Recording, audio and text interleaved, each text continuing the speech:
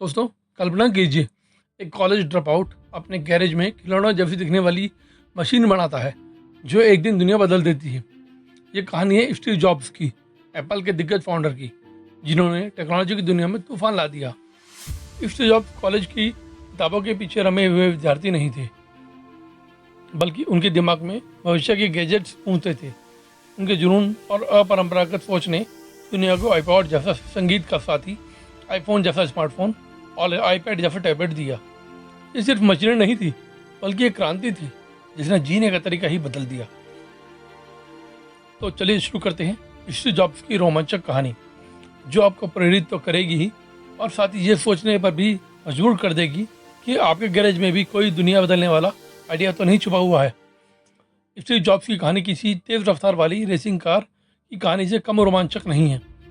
Steve jobs, जिन्हें college पूरा किए बिना निकाल दिया गया था, वही वो शख्स हैं जिन्होंने दुनिया की सबसे इनोवेटिव कंपनियों में से एक एप्पल का निर्माण किया। 1970 के दशक की बात है, जब स्टीव जॉब्स और उनके दोस्त स्टीव वोजनियाक अपने माता पिता के गैरेज में कुछ खास रच रहे थे। जॉब्स तकनीकी जुनून से भरे हुए थे, तो वहीं वोजनियाक एक इलेक्ट्रॉनिक विजार्ड थे। उनका आविष्कार था एप्पल आई, एक ऐसा सर्किट बोर्ड जिसे कंप्यूटर में बदला जा सकता था।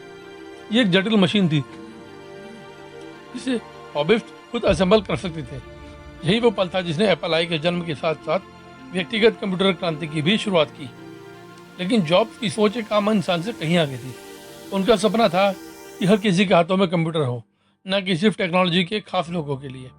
वो एक ऐसा कंप्यूटर बनाना चाहते थे जो इस्तेमाल में आसान हो और दिखने में भी आकर्षक लगे। तो 1984 में एप्पल ने जॉब्स के इस विजन को साकार किया। उन्होंने मैकिंटॉश लॉन्च किया, जिसने टेक्नोलॉजी की दुनिया में तहलका मचा दिया।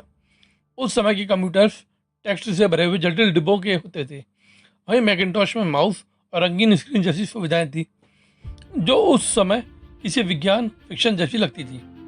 मैकिंटॉश के साथ कंप्यूटर चलाना बच्चों का खेल बन चुका था। जॉब्स टेक्नोलॉजी को इनोवेट करने के अलावा उसे लोगों तक पहुंचाने के भी दीवाने थे। वो चाहते थे कि उनके डिवाइसेस न सिर्फ उपयोग में आसान हो, बल्कि खूबसूरत भी हों। यही वजह है कि एप्पल के प्रोडक्ट्स अपने डिवाइसेस के डिज़ाइन के लिए भी जाने जाते हैं। जॉब्स खुद डिज़ाइन प्रक्रिया में गहराई से शामिल होते थे, यह सुनिश्चित करते हुए कि हर छोटी बड़ी बारीक चीज़ पर ध्यान दिया जाए। उनकी यही खासियत थी जिसने एप्पल को दुनिया की सबसे अमूल्य कंपनियों में से एक बना दिया। लेकिन जॉब्स की कहानी बहुत ही उतार चढ़ाव से भरी हुई है। बचपन से ही उनकी ज़िंदगी मुश्किलों से भरी रही। उन्हें गोद दिया गया था और उनके माता पिता के साथ भी उनके रिश्ते हमेशा सहज नहीं रहे। स्कूल में भी अक्सर यह असहज महसूस करते थे और पढ़ाई में भी उनका मन नहीं लगता था। कॉलेज में भी यही दिक्कत रही और आखिरकार उन्होंने पढ़ाई छोड़ दी।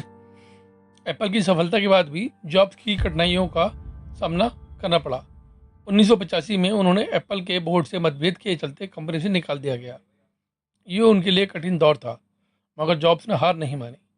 उन्होंने दो नई कंपनियों की शुरुआत की। एक थी नेक्स्ट, एक कंप्यूटर कंपनी, और एक पिक्सर, एक एनिमेशन स्टूडियो। पिक्सर वही कंपनी है जिसने 1995 में दुनिया की पहली फीचर लेंथ पूरी तरह से computer animated film toy story को रिलीज़ किया था। ये फिल्म एक बहुत बड़ी सफलता थी और इसने एनिमेशन की दुनिया को हमेशा के लिए बदल दिया। 2005 में स्टैनफोर्ड यूनिवर्सिटी में दिए गए अपने भाषण में स्टीव जॉब्स ने युवाओं को स्टे फुलिश स्टे हंग्री का संदेश दिया। उनका मानना था कि जिज्ञासा और कुछ नया करने का जुनून जीवन में सफलता की असली कुंजी है। 1996 में एप्पल ने नेक्स्ट का अधिग्रहण किया और इस अधिग्रहण के साथ एप्पल में सीईओ के रूप में स्टीव जॉब्स वापसी कर गए। उनकी वापसी के बाद एप्पल ने दुनिया को बदलने वाले प्रोडक्ट्स की एक श्रृंखला लॉन्च की। आईमैक, आईपॉड, आईफोन और आईपैड। हर एक प्रोडक्ट ने टेक्नोलॉजी की दुनिया में क्रांति ला दी और आज भी उतनी ही लोकप्रिय है। जॉब्स के मार्गदर्शन में एप्पल एक गैरेज स्टार्टअप से एक बहुराष्ट्रीय कंपनी बन गई, जिसने न सिर्फ टेक्नोलॉजी बल्कि संगीत, मनोरंजन और संचार के तरीके भी बदल दिए। लेकिन जॉब्स की सफलताओं के पीछे एक कठिन संघर्ष छिपा था। 2004 में उन्हें पता चला कि उन्हें पैंक्रियाटिक कैंसर है। उन्होंने इलाज कराया और कुछ समय के लिए स्वस्थ भी रहे, लेकिन दुर्भाग्य से 2011 में अग्नाशय के कैंसर से जूझते हुए उनका निधन हो गया। जॉब्स की कहानी हमें सीख देती है कि यह हमें जुनून और अपरंपरागत सोच और दृढ़ता के महत्व को सिखाती है। यह हमें विश्वास दिलाती है कि असफलता हमें रोक नहीं सकती, बल्कि यह हमें और मजबूत बनाती है। उनका जीवन हमें यह भी याद दिलाता है कि ज़िंदगी अनमोल है और हमें अपने सपनों को पूरा करने के लिए हर पल का सदुपयोग करना चाहिए। स्टीव जॉब्स भले ही आज हमारे बीच ना हो, लेकिन उनका बनाया हुआ टेक्नोलॉजी का साम्राज्य आज भी दुनिया पर राज कर रहा है और उनकी कहानी युवाओं को प्रेरणा देती रहेगी। तो स्टीव जॉब्स की कहानी के बाद अब मैं बताता हूँ आपको स्टीव जॉब्स से जुड़े हुए कुछ महत्वपूर्ण तथ्य। पहला, स्टीव जॉब्स को कभी कॉलेज से निकाल दिया गया था और उन्होंने वहीं पर कैलीग्राफी सीखी, जिसका इस्तेमाल बाद में एप्पल के शुरुआती प्रोडक्ट्स के फ़ॉन्ट्स बनाने में हुआ। एप्पल का पहला लोगो एक इंद्रधनुषी शेप था, जिसे बाद में जॉब्स ने एक सादे शेप से बदल दिया।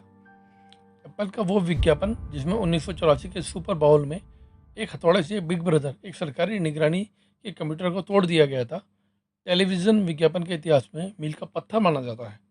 तीसरा, आईपॉड असल में एक नाकाम प्रोजेक्ट से निकला हुआ आइडिया था, जिसे बाद में संगीत इंडस्ट्री का चेहरा बदलने वाली डिवाइस के रूप में विकसित किया गया। 2007 में आईफोन लॉन्च होने से पहले स्टीव जॉब्स ने कहा था कि आज एप्पल फिर से फ़ोन को ईजाद किया है, और उन्होंने वाकई ये कर दिखाया।